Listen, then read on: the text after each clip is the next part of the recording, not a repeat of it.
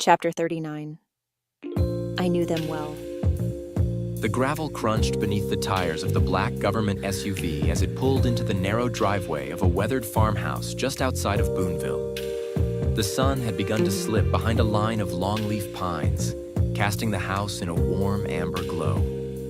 Deputy U.S. Marshal Dakota Brown killed the engine, and for a moment, neither she nor Detective Angela Lacey said a word. You ready? Lacey finally asked, her voice soft but steady. Dakota gave a small nod. Let's see what Miriam has to say. They approached the porch, steps creaking under their boots. Before Dakota could knock, the front door swung open. Miriam looked to be in her early 60s, her hair in a silver bun, a face lined with sorrow and years of waiting. She wore a faded blue cardigan, and her eyes held a guarded kindness. "You must be the ones who called," she said. "Come on in. I made coffee." Inside, the house was filled with the scent of cedar and old paper. Family photos covered one wall, most in modest frames. In the corner sat a rocking chair draped with a hand-stitched quilt. Miriam led them into a small sitting room and gestured to the sofa. "You said you wanted to ask about my brother," she said, pouring coffee into 3 mismatched mugs. That's right. Lacey said, accepting the cup. "How is he doing? We haven't spoken in quite some time." Dakota and Lacey locked eyes, not taking into account that their host was unaware of her brother's demise. The women postured on which of the two should be the actual bearer of bad news. Ma'am, I'm with the United States Marshal Service, and we are assisting in a multi-jurisdiction investigation. I'm sorry to inform you, but there has been a tragedy that involves your brother Joseph. And unfortunately, your brother is dead. He was murdered a few days ago. Lacking emotion, Miriam nodded understandingly. "I kind of figured as much," she said. Lacey placed a reassuring hand upon Miriam's shoulder and motioned that they sit. We're looking into a pattern of homicides involving several men who served together in Vietnam. Your brother, Joseph Weinstein, was part of that group. Miriam's hands trembled slightly as she sat down on the sofa next to Lacey. Dakota accommodated an old leather recliner just across from them. He came back from that war different, quieter, kept to himself. There were nights he'd wake up screaming like the jungle was still inside him. She shook her head slowly. But he was still my brother, still tried to do good. Dakota leaned forward. Do you remember the men he served with?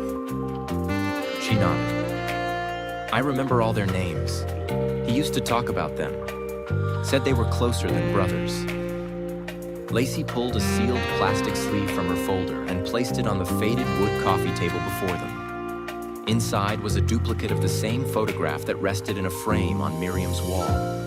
A group of 12 young soldiers in fatigues, arms slung over each other's shoulders, grinning in front of a battered army helicopter. Miriam's eyes fell on it, and her face softened with recognition. That's them. That's all of them. Her finger hovered over each face. Joseph is here. That's Ronald Eves, Cecil Johnson, Tavius Brown, and next to him is Jerome Parker. Then there's Marvin Montgrill. Miriam took in a deep sigh. My brother was the last of them. And now that he's dead, I guess the unit is finally back together. Lacey exchanged a glance with Brown. Are you sure about that? I mean about them all being dead now. Miriam looked up, frowning slightly. "Yes, why?" Lacey hesitated, then said, We have reason to believe one of the men in this photograph is still alive. A man believed to be Marvin Montgrill is living in Fairfax, Virginia. Miriam blinked, confused. "That can't be right." Why not? "Because Marvin died over a year ago," she said firmly. "He drowned in a lake in Wisconsin. It was all over the local paper. Joseph went to the funeral. This I know for a fact." Dakota's tongue circled the inside of her jaw. A habit formed as a kid when she was in deep thought. We've got VA records showing someone named Marvin Montgrill alive and receiving benefits. Either your Mont Grill and this guy are different people, or something's gone wrong with the identification. Miriam leaned back, visibly shaken. I don't know what to tell you. I knew Marvin. My brother kept in touch with him, even after the war. That man's dead. Lacey stood and retrieved the photo again, carefully sliding it back into the folder. We'll look into it. If there's been a mix-up, it won't be the first time the VA's gotten names tangled in paperwork. But if there's any chance this man in Fairfax is who we think he is, We have to see him in person. Dakota finished. Miriam stood as well, her voice quiet. You two be careful. Those boys saw things over there. Things they never spoke of, we will. Lacey said.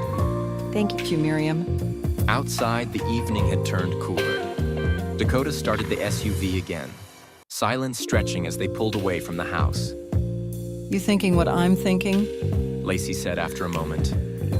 That someone might not have gotten the official death notification and may want our Fairfax Mont Grill dead like the others. Lacey nodded. Or something close to it. Dakota's eyes stayed on the road. Either way, it looks like Fairfax has just become our next stop.